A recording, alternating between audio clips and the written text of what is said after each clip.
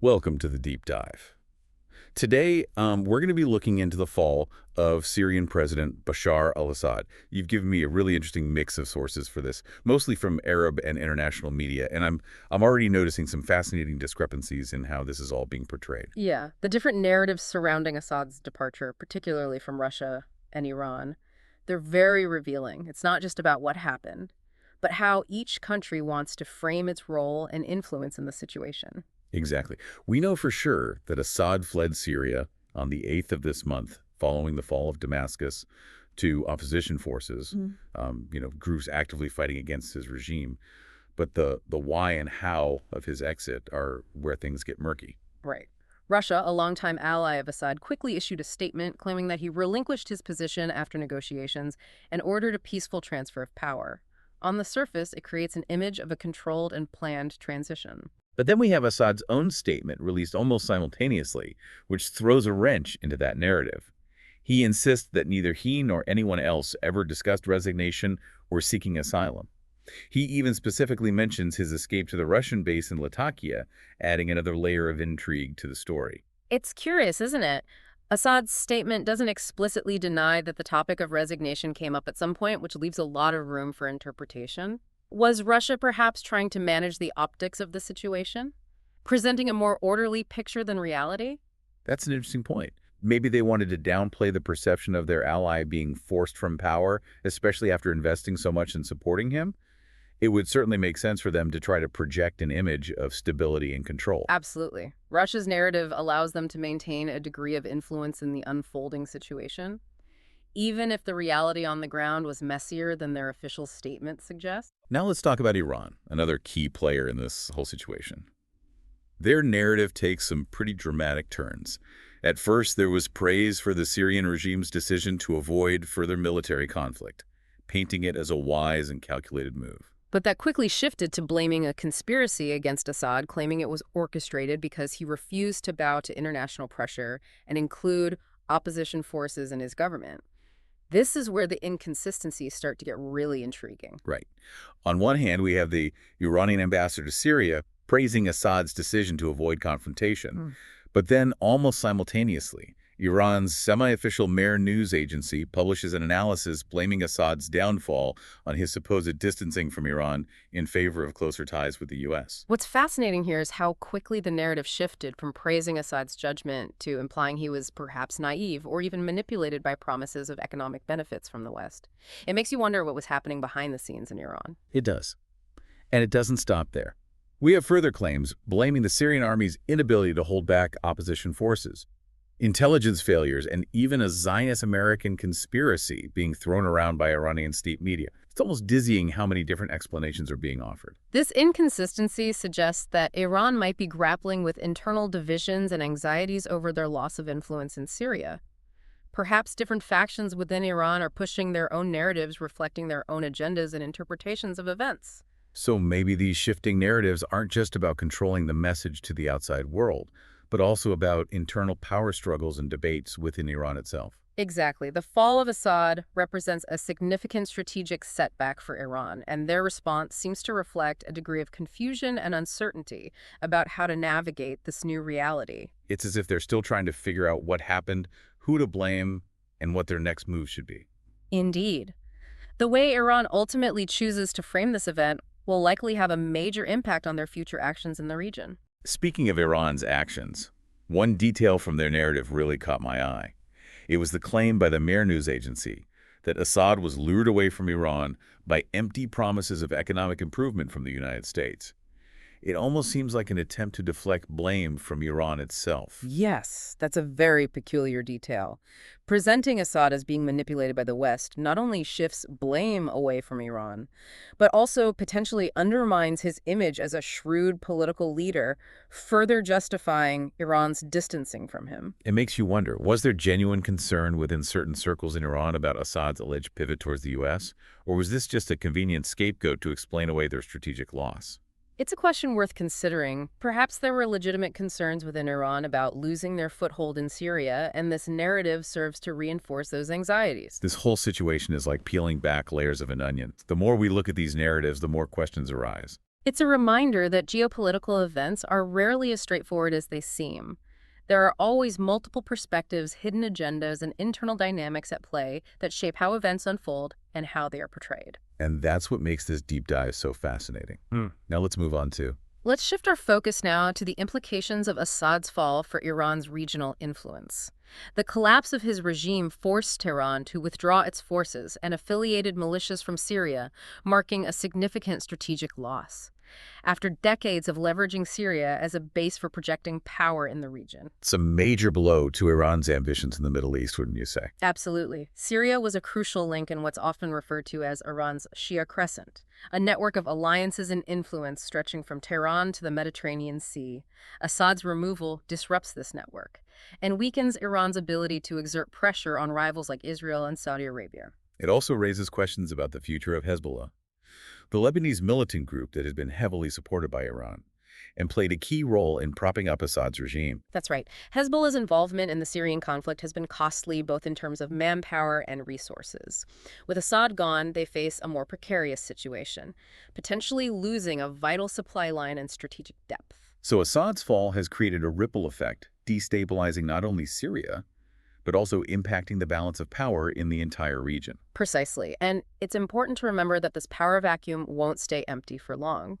Various actors, both regional and international, will be vying to fill the void left by Assad. This competition could lead to further instability and even escalate existing conflicts. That sounds like a recipe for even more turmoil in an already volatile region. What about Russia? How do you see their role evolving in this new landscape? Russia has invested heavily in Syria, both militarily and politically, and they're unlikely to simply walk away even with Assad out of the picture. They'll likely try to maintain their influence by working with other players, perhaps even some elements of the opposition, to shape the post-Assad transition to their advantage. So even though their ally is gone, Russia still sees Syria as strategically important and wants to maintain a foothold there. Exactly. Syria provides Russia with a vital naval base in the Mediterranean, and it serves as a platform for projecting Russian power into the Middle East. Losing Syria would be a significant setback for their geopolitical ambitions. What about the United States? They have long called for Assad's removal, but haven't been eager to get directly involved in the conflict. Does his departure change things for them? That's a complex question. On the one hand, Assad's fall presents an opportunity for the U.S. to reassert its influence in the region and potentially counter Russian ambitions. On the other hand, the U.S. is wary of getting dragged into another protracted conflict in the Middle East. So they're in a bit of a bind. They want to capitalize on this situation, but they're also hesitant to overcommit. Exactly. And the situation is further complicated by the presence of other actors like Turkey, Iran, and various militant groups, all with their own agendas and goals. It's a very tangled web of alliances and rivalries, making it difficult to predict how things will unfold. This brings us back to the importance of understanding the different narratives surrounding Assad's fall. By analyzing how each country is framing the situation, we can gain insights into their motivations, their fears, and their potential strategies moving forward. Absolutely. These narratives are not just about shaping public opinion. They're also about signaling intentions, justifying actions, and maneuvering for position in this new and uncertain landscape. It's like a high-stakes poker game, where each player is trying to read the other's bluffs and figure out their next move. That's a great analogy. And in this game, the stakes are incredibly high. The future of Syria and potentially the entire region hangs in the balance. Before we wrap up this deep dive, I want to circle back to something you said earlier about Russia potentially seeking to work with elements of the Syrian opposition. That seems surprising given their staunch support for Assad. Could you elaborate on that a bit? Of course, Russia's primary goal in Syria is to secure its interests, which include maintaining stability, preventing the rise of extremist groups, and safeguarding its military presence. To achieve these goals, they might be willing to engage with certain opposition groups that are seen as pragmatic and willing to negotiate. So it's a pragmatic approach. They're not ideologically wedded to any particular faction, but rather focused on securing their own strategic objectives. Precisely. Russia has a history of playing a long game in the Middle East, shifting alliances and strategies as needed to advance their interests. They're masters of realpolitik, willing to adapt and compromise to achieve their desired outcomes. It sounds like we can expect some interesting developments in the coming months and years as Russia tries to navigate this new reality in Syria. Indeed, the situation is fluid with many moving parts and unpredictable actors. It will be fascinating to observe how Russia calibrates its approach and who they choose to align with in this evolving landscape. Now, before we move on to, it's clear that Russia's role in a post-Assad Syria is going to be crucial. But what about the potential for broader regional instability? You mentioned earlier that Assad's fall could escalate existing conflicts. Can you tell me a little bit more about that? Sure, Syria's civil war has already had a destabilizing effect on neighboring countries, particularly Lebanon, Jordan, and Turkey. With Assad's removal, there's a risk that these spillover effects could intensify. Like, for instance? We'll take Lebanon. It has a large and politically influential Shia population, many of whom are sympathetic to Hezbollah. The group's involvement in Syria has already heightened tensions in Lebanon, and Assad's fall could further embolden Hezbollah's opponents, potentially leading to renewed internal conflict. And Jordan. How are they affected by all of this? Jordan has been struggling to cope with a massive influx of Syrian refugees since the beginning of the civil war. With the situation in Syria becoming even more uncertain, it's possible that we could see another wave of refugees fleeing across the border, putting further strain on Jordan's resources and stability. It sounds like the consequences of Assad's fall could be felt far beyond Syria's borders. Absolutely. The Syrian conflict is deeply intertwined with regional dynamics and power struggles, and any major shift in the balance of power within Syria is bound to have ripple effects throughout the Middle East. Okay, so we've talked about Russia, Iran, the U.S., and the potential for regional instability.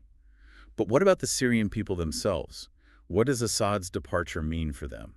That's perhaps the most important question of all, and unfortunately the answer is far from clear. While many Syrians are undoubtedly relieved to see Assad gone, the road ahead is likely to be long and difficult. What are some of the challenges they face? First and foremost, there is the challenge of rebuilding a country that has been ravaged by years of war and violence. Infrastructure is destroyed, the economy is in shambles, and society is deeply divided. It sounds like an almost impossible task. It will certainly be a long and arduous process requiring significant international support and a commitment to reconciliation and rebuilding trust among different communities within Syria. And then there's the question of who will fill the power vacuum left by Assad. Will it be a more democratic and inclusive government? Or will another authoritarian figure emerge? That remains to be seen. There are many different factions and groups vying for power in Syria, and the transition process is likely to be messy and contested. There's a risk that the country could descend into further chaos and violence if these groups are unable to find a way to share power peacefully. So even though Assad is gone, the future of Syria is still very much uncertain.